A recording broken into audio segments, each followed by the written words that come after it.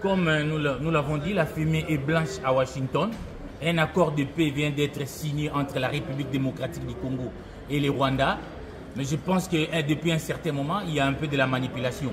C'est-à-dire certains journalistes pro-rwandais qui sont dans les réseaux sociaux sont en train de récupérer des propos du ministre rwandais des Affaires étrangères pour manipuler l'opinion en disant que nulle part on a mentionné les retraits des troupes. Non, l'accord parle du désengagement des troupes et du respect de la souveraineté de la RDC.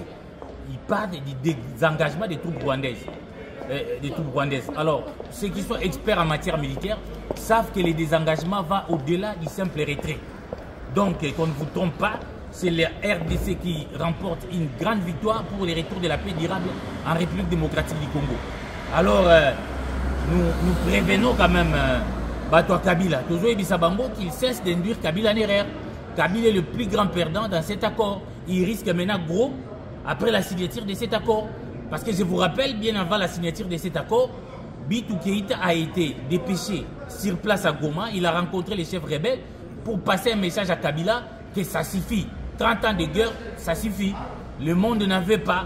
La plus grande puissance du monde ne veut plus la guerre en République démocratique du Congo. C'est pourquoi lui-même, le président américain, Trump, s'est investi à fond pour la fin de cette guerre. Alors, il faut qu'on s'en méfie de continuer un peu de tromper à Kabila, de tromper M. Kabila. Parce que je vous rappelle d'ailleurs, ce que les gens ne savent pas, entre Trump et Kabila, c'est dit je t'aime et moi non plus. C'est Trump qui a chassé Kabila du pouvoir. C'est ce que les gens ne savent pas. Quand Kabila voulait ne pas organiser les élections pour se maintenir au pouvoir, Trump avait délégué Nikki Haley pour lui dire d'organiser les élections et on lui a donné l'argent de 2018. Ses partisans continuent à croire, comme aujourd'hui, que Kabila est encore fort. Mais finalement, Kabila lui-même avait compris qu'il était en position de faiblesse. Il a lâché le processus électoral pour quitter le pouvoir. C'était comme on a fait à Bill Richardson quand il est venu dire à Mobutu, ça en était fini.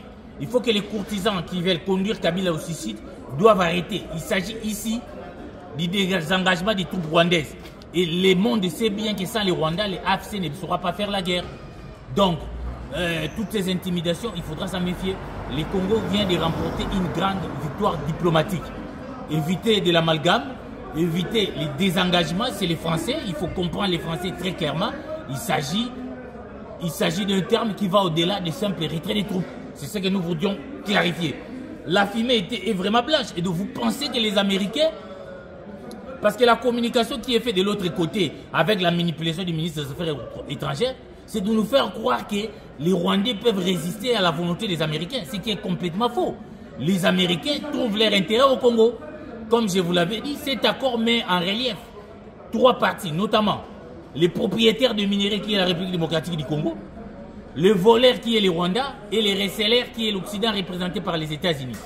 Alors, ni les receleurs ne veulent plus aller chez les voleurs, ils veulent passer directement chez les propriétaires, sans pour autant laisser le voleur l'intégrer dans un processus de paix et de développement, dans une intégration régionale. Même les Qatar, quand les Rwandais pillaient nos minerais, ils allaient avec au Qatar pour les raffiner, pour être raffinés afin de rendre l'Occident. Même les Qatar veulent venir directement à la République démocratique du Congo.